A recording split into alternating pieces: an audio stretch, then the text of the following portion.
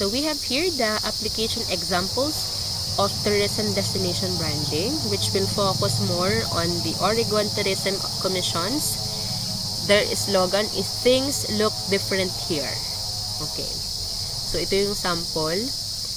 This is a campaign launched in 1987 to unify the Oregon brand by marrying tourism and economic development under the umbrella message that Oregon has a unique lifestyle, natural environment, and sense of place. As per research, Oregon is in US. The plan was to attract tourists, entrepreneurs, future workforce, and business investments, and to help market Oregon products both within and beyond Oregon. So yan, things look different here. But as per research, nag-iba na din siya. Hindi na siya yan as of now. Okay? So branding is a trial and error endeavor, and many communities fail and try again until they find the right branding decisions. Okay? So sabi nga, branding is, sabi nga, here, trial and error siya. Okay? If the initial branding hindi siya nakatawag ng pansin ng population or ng tao, then change your brand, change the focus of your branding decision. Diba nga, as we have discussed earlier, if you will be as a destination manager, you will just focus on a specific brand that you are going to promote. Okay, for example, in the here in Bongabong, di ba? One of the pinopromote dito is yung richness ng mga water areas, ng mga water resources natin, because napak-rich naman talaga. So yun yung pinakang pinopromote ng municipality na ito. They focus more on that because as a tourism brand manager, you cannot promote everything. You just pick one, focus on that, and then you promote it the way it has to be promoted or the way na gusto mo siyang makita ng tao.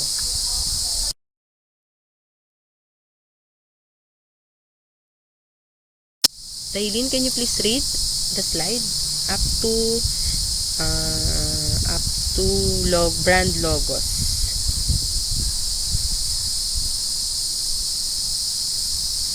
Dun sa brand logos, okay.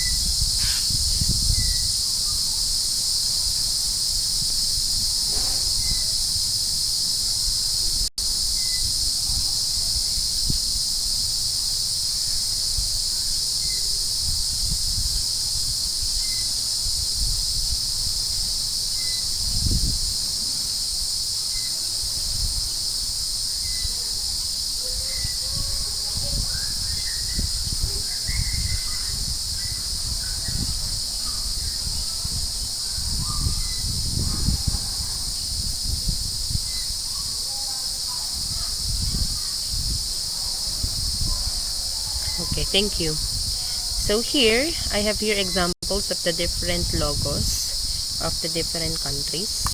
So we have the first one here. Actually, some of these logos, they are not the one used today. This is not updated, but I just got here an example because sama-sama siya. So, diba here, you can see the maple leaf of Canada. Britain, they also use their flag in their tourism brand logo. And France also. Okay, so these are the branding of their destination.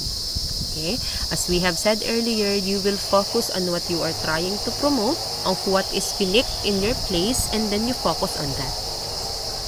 Okay, diba sa Canada, napaka-famous niya dun sa maple leaf niya because it's not just the leaf but yung propagation nung tree na yon. Diba? Siya, very prominent yung kanilang respect dun sa maple leaf. So we have here, this is from Hong Kong.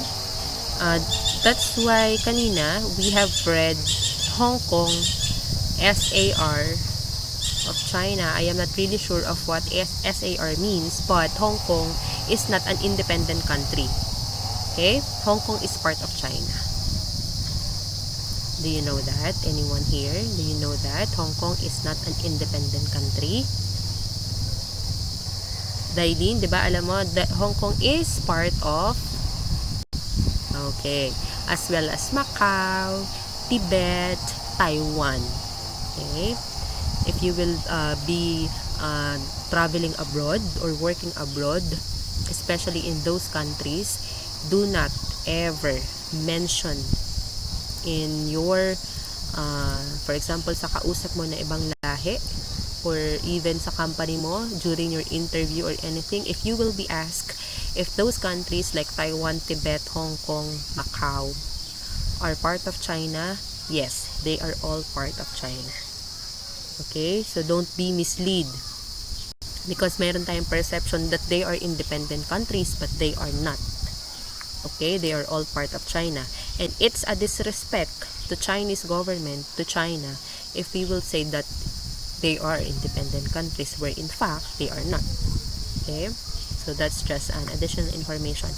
Okay, here Britain, you're invited. So as you can see, they use their flag, and also in Canada.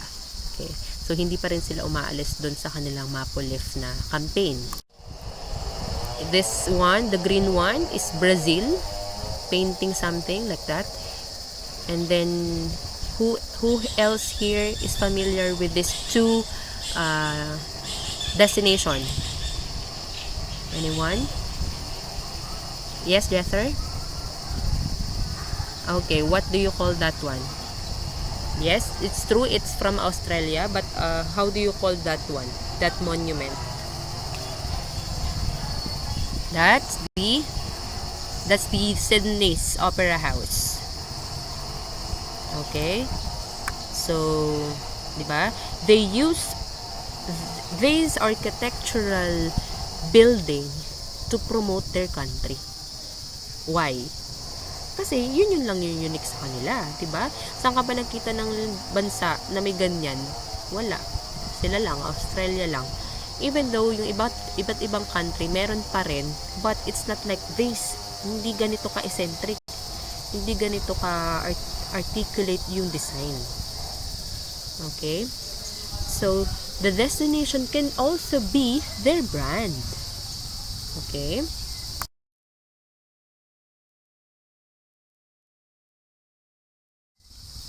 Okay, so let's have here the destination brand slogans. Lalina, can you please read?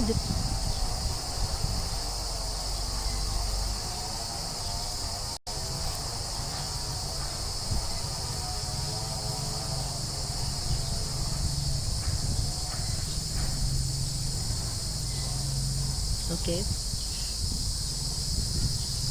Sige pa, mag-ano ka, kahit hanggang target markets dito.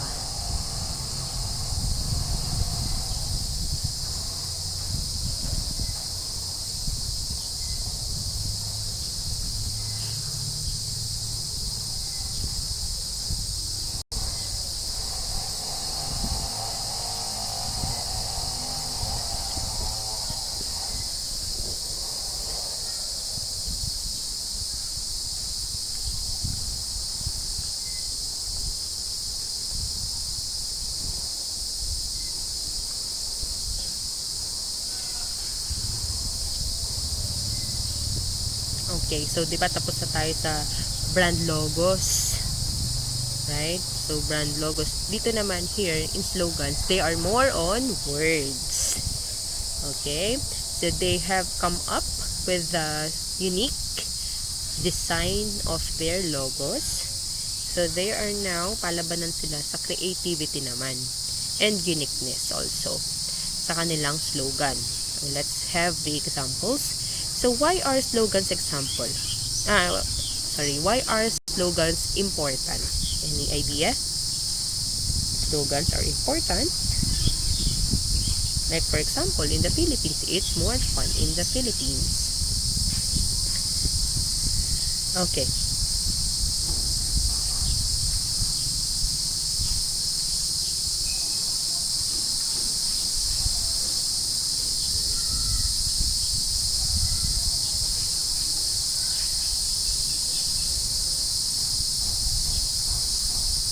Okay, so, okay, any idea? Sino pa gusto mag-share?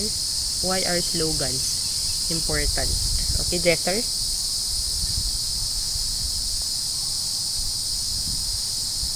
Okay, so tama.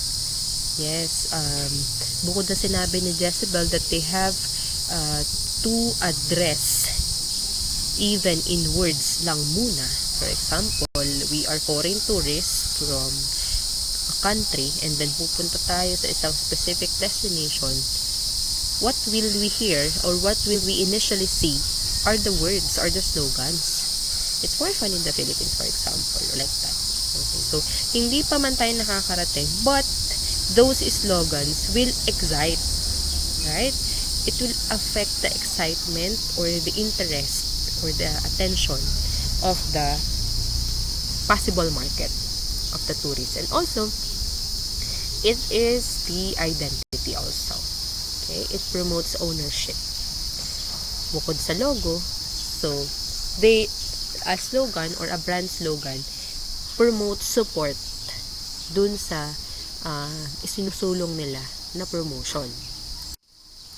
Okay, here, furthermore, because destinations attract multiple tourist markets, as we have said earlier, iba-iba yung markets niyan, hindi pwedeng mag-focus lang sa isa. Although, some destinations, they focus more on a specific market, but naturally and generally, they want to catch overall tourist market.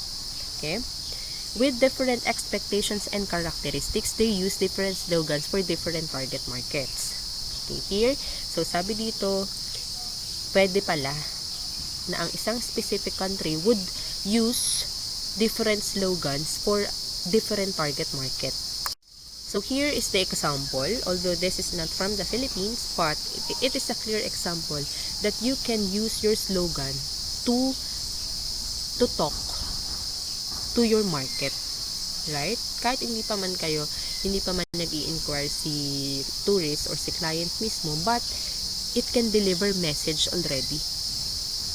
Diba? We have discussed, slogan should not be exceeding 10, up to 10 words, okay? So less than 10 lang dapat siya. Kasi kung more than 10 na yan, hindi na yan slogan. Diba? Okay, so for example, Turkey had a general brand slogan in 2008 that said, Turkey, open for everyone. Okay?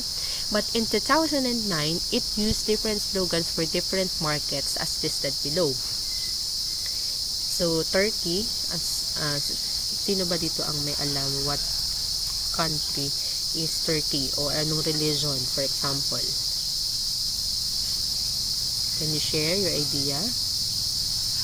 Turkey is what? A Christian country ba yan? Or a Buddhist country ba yan? Or makikita ba yun sa Europe? Or sa Asia?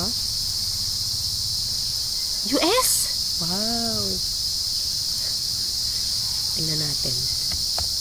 Turkey is from US according to Jeter. Turkey.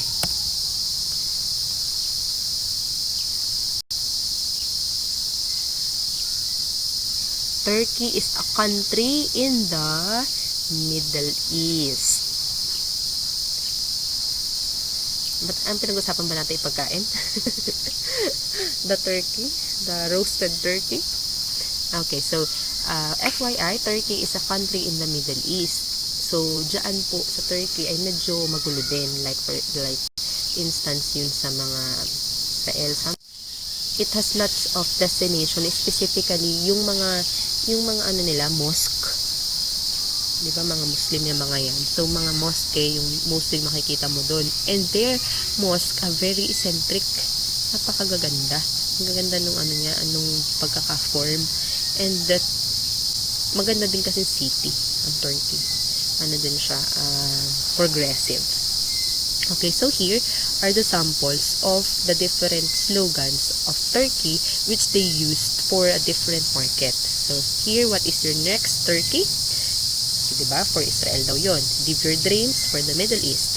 It's glamour of European and Asian variety. It's Turkey for the Far East. Unlimited Turkey for the US. cradle of civilization, center of love, dreamland for Russia, unforgettable for Germany and Austria. Okay, so yun. Okay, so here, table 8.1, slogans used by different countries and their significance. Okay, so here we will not touch all of these. We'll just pick one. So, bakit daw sinabing significance? It is their purpose. Why did they do that? Okay? Sabi dito, Malaysia, truly Asia. Okay.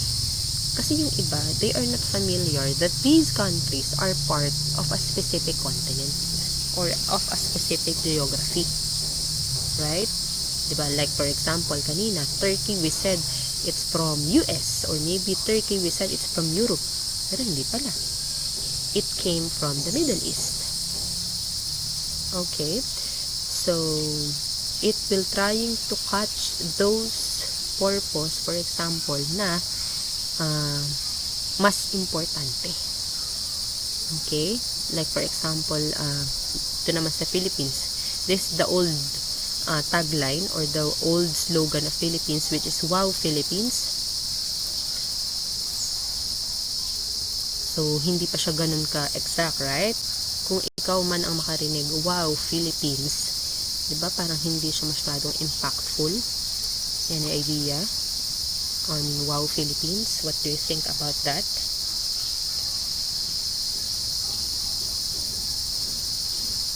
Any idea?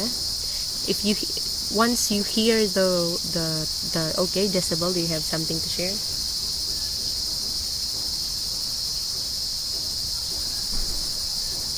Anong naramdaman mo nung narinig mo siya? Impactful ba siya sa'yo? Meron ba siyang effect? O wala lang?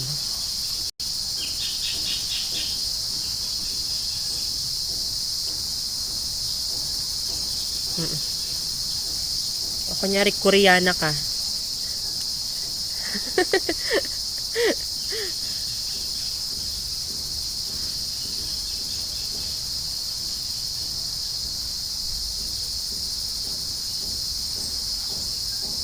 Okay. But once you hear the word, kunyari, narinig mo sa akin, Wow Philippines, impactful ba sa sa'yo? Like for example, na-catch ba niya yung interest mo nung slogan na yun, ng Wow Philippines? Yes? Oh, yes. Okay.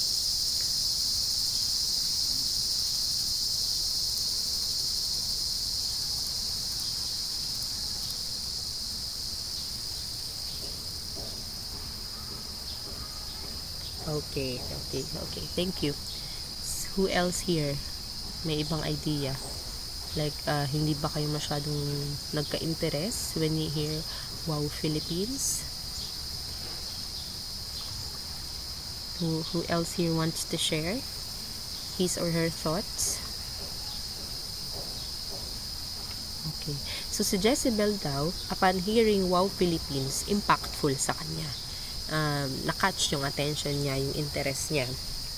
But as for me, if I will hear Wow Philippines and I am a foreign individual, I will not think that Wow Philippines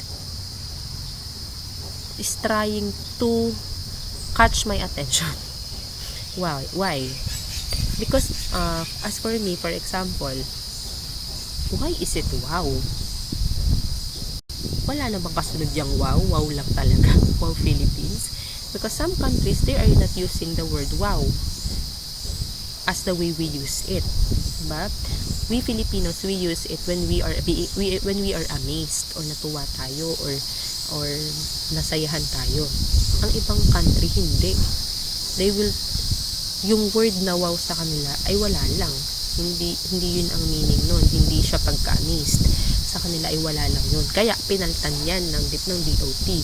Ginawa nilang it's more fun in the Philippines. Diba? Wow and fun, diba? They resembles same meaning. But fun, the word fun is more clearer. Mas ano siya? Mas malinaw yung gusto niyang iparating. Right?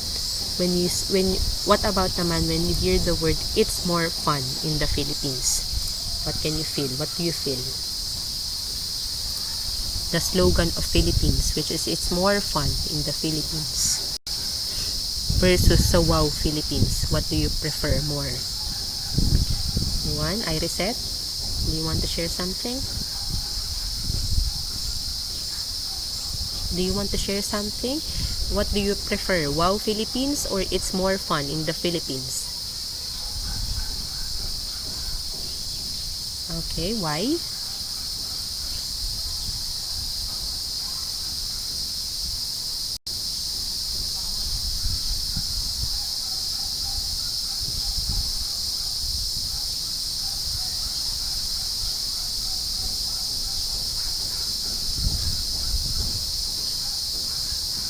Okay, so maybe yun nga. Okay, that's why they changed na nga yung Wow Philippines. So, kasi ako, nung una ko siyang narinig, way back years ago, yung It's More Fun in the Philippines, that's during the time of Secretary Gordon, Richard Gordon. Dun kasi nagpalit yung It's More Fun in the Philippines during his time nung siya ang DOT Secretary. Wherein ngayon naman siya ay senator and also chairperson ng Red Cross. Diba naging secretary si Richard Gordon? Yun yung ipinush niya talaga to change the slogan of the Philippines to It's More Fun in the Philippines. And when I first heard that slogan, it really excites me. Right? Diba kayo din? Napanood nyo ba yung campaign ng Philippines? Nung una nilang inilabas yung slogan na It's More Fun in the Philippines. Diba yung tunog niya? Napaka-festive. Napaka-jolly. And kahit ikaw parang gusto mong pumunta. So, yun ang purpose. Why are we coming up to a very honest slogan? Okay? So, for example, hindi naman talaga more fun in the Philippines. Bakit yun ang gagawin mong slogan? Right? But it is more fun in the Philippines. And then you will support that in managing the tourist destinations, promoting it very well. Diba? Maja-justify niya yung slogan, which is the most important part, to justify the slogan.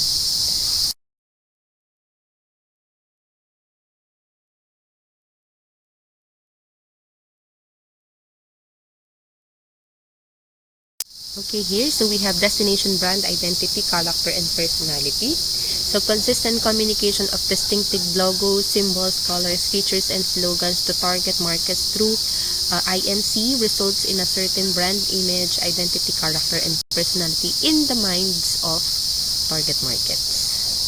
Okay? So, hindi din naman pwedeng pabago-bago ang ating logos and ang ating slogan. It's not advisable. Pwede mo lang siyang palitan if meron kang na-encounter na area, for example, which doesn't support your slogan. Diba? Na-notice natin kanina, may yung for example in Oregon, diba, nagpalit sila ng slogan because there is a need. If it kunyari ay naka-apekto siya sa national issue ng bansa, right? Madaming hindi nag-support, pwedeng palitan. But it's not advisable to change it drastically. O hindi pwedeng pabago-bago, papalit-palit. Okay, it is postulated that this personality enhances brand equity by creating unique and favorable associations in consumer memory, and a strong brand personality can lead to strong emotional ties between consumers and a brand, thereby potentially affecting consumption decisions. Okay, so as we all know, the positioning, the branding of a specific destination will really affect your consumers' behavior. Will they buy it? Will they patronize your brand? Or wala lang sa kanila? Walang effect. So, yun ang iiwasan ng mga DLOs.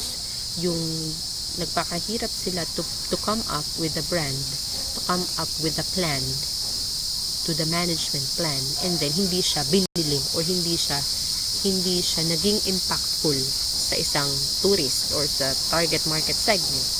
So, yun yung ina-avoid.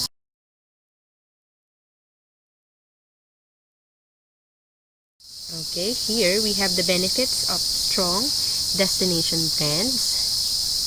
Marvin, can you read the slide, please? Okay, can you please read the slide up to consumers here?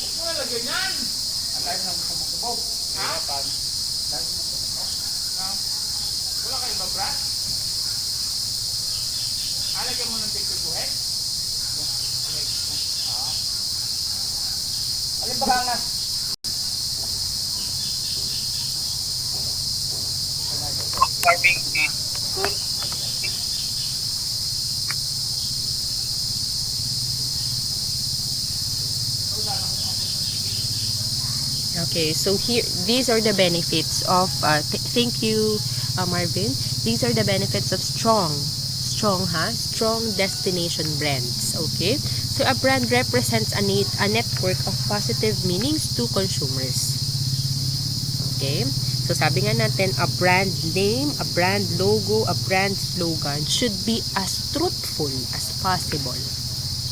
Okay, wala dapat misrepresentation.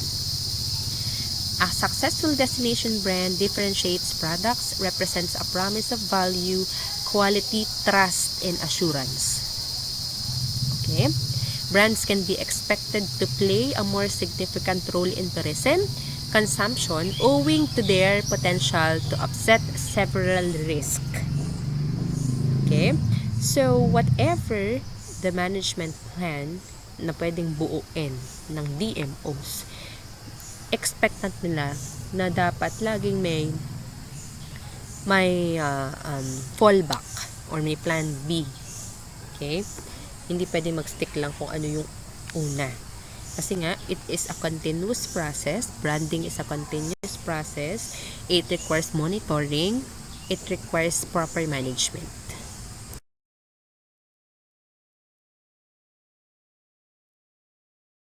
So, destination products, brand equity also includes first, awareness and familiarity about the destination, associations and images comprising knowledge about destination attributes and feelings generated by this knowledge, quality of service and tangible aspects of the destination, value in terms of the difference between costs and benefits of visiting the destination, brand value in terms of price, premiums, loyalty manifested in not only behavioral indicators.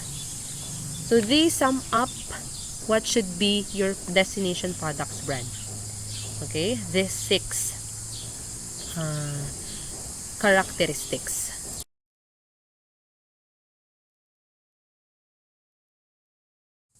Okay, so this sum up our chapter for today, which is destination branding and positioning. Can you please read for the slide for our summary and conclusion, Miss Hazel? Okay, thank you.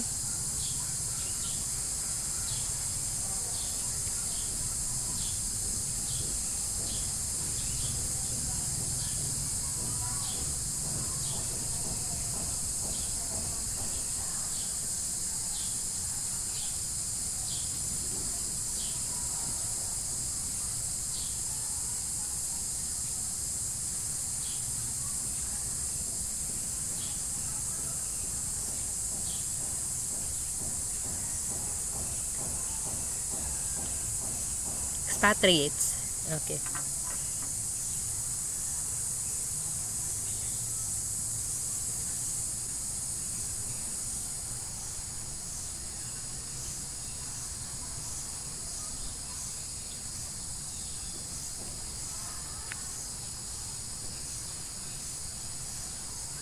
Okay, so thank you. So these sum up why a destination have to brand their destination or Why did they come up to destination branding? First reason, because of increased economic competition among countries, among establishments, among municipalities, among localities. Okay? Kasi nga daw, may economic competition, so they have to be unique. So they have to brand themselves well. Okay? And also, if you are good in promoting your brand, you will increase what? Success in exports, direct foreign investment, tourism. And so, these will be beneficial for your local community, which is one of your stakeholders. Okay? If, tandaan class, if hindi lang din naman nakikinabang ang local community sa isang destination, then you cannot call that a successful management plan. Destination management marketing plan. It is not a success, okay? It is always a failure if ang nakikinabang ay ibang tao. Because the goal of DMOs is for the community, the local community, to be involved, okay? If hindi sila involved, then what's the use of promoting the destination, the brand? Diba? Kung ibang tao ang nakikinabang sa halip na yung mismong mga nakatira doon, the local community. Okay, so we have said promotion should not be the ending of our destination branding and positioning, because effective management of tourism destination brands involves the activities of comprehensive research, attraction development, event management, and IMC or integrated marketing communications, and continuous monitoring. Okay? So it's not enough that you are just promoting your destination. It's not enough that you are targeting your market. But what you have to do is to continuously monitor its effects or its advantages. Kung ano ba yung objectives, diba? We have tackled the objectives of your marketing plan, of your destination management and marketing plan. So, if hindi na nami-meet yung objectives na yun, then you have to stand up. You have to make the action. Okay? So, a destination brand daw can be defined as a place perceived with certain identifiers such as name, logo, color, and slogan. Okay? So, these are some of the examples nung posibleng brand or yung matatandaan, mapuposition or mamamark sa utak or sa memory ng mga tourists. And it can also be the destination's place itself. For example, is the Sydney's Opera House. So, it became the picture or the logo of Australia. Okay, so strong destination brands provide functional, emotional, economic, and psychological values and benefits to consumers. Thus, these exist meaningful, strong, effective, and lasting bonds and relationships between the destination brand and its consumers, which is the primary objective of DMM, or yung mga planners or the DMOs, to provide lasting bonds. Okay? To have those initial customers to be their lifetime customers. Okay? Aside from the government agencies, okay, so we have tackled also the stakeholders in positioning and branding. Individual firms and organizations, industry associations, and non-profit organizations can play important roles in tourism destination branding. Okay, so yun yung mga stakeholders. Why is it important that we have to determine the stakeholders? Because sila yung mga contributors, sila yung mga partners natin, at sila rin lang yung magtutulungan if ever that your plan would reach to the point na hindi niya na nami-meet yung objective niya. Right? Okay, so here, although challenging si destination branding, it is a strategic option for generating strong brand equity dimensions, including a strong and positive image. Okay? So, ano ang nire-require ng destination branding? It require more research. Okay? Because yung pagmamarket segment pa lang, it needs research. Okay? You cannot just segmentize your market without researching. Diba? You will first start with their with the likes, with the interest of your target market. And then after, ano ba yung kanilang mga usually purchased ng mga products and services. So, it really requires research. So, since destination branding is a challenging process, what more yung research na kailangan niya? Diba? So, that ends our chapter. Do you have anything to